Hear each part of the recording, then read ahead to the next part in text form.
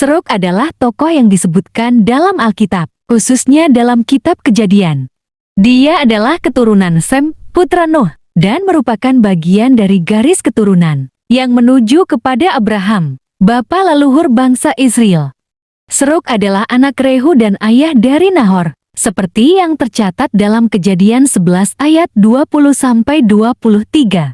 Serug hidup dalam generasi setelah Arbah. Menurut catatan Alkitab, dia lahir ketika ayahnya, Rahu, berusia 32 tahun, dan dia hidup selama 200 tahun setelah menjadi ayah dari Nahor. Serug memiliki anak-anak lain selain Nahor, tetapi Alkitab tidak memberikan detail lebih lanjut tentang mereka.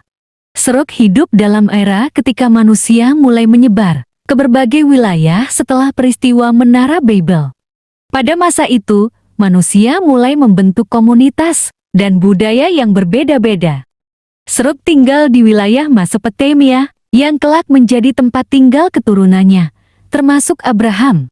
Menurut Kejadian 11 ayat 22-23, Serug hidup selama 230 tahun sebelum meninggal. Setelah kematiannya, garis keturunannya dilanjutkan oleh Nahor, yang kemudian menjadi ayah Terah.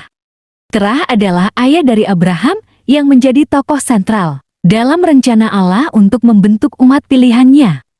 Meskipun Alkitab tidak memberikan banyak detail tentang kehidupan Serug, keberadaannya penting dalam konteks silsilah yang menghubungkan Nuh dengan Abraham. Silsilah ini menegaskan kesinambungan rencana Allah dalam sejarah manusia dari generasi ke generasi. Serug adalah salah satu mata rantai dalam garis keturunan yang dipilih Allah untuk memenuhi janjinya kepada umat manusia. Serug hidup dalam masa transisi, ketika manusia mulai membangun peradaban baru setelah air bah.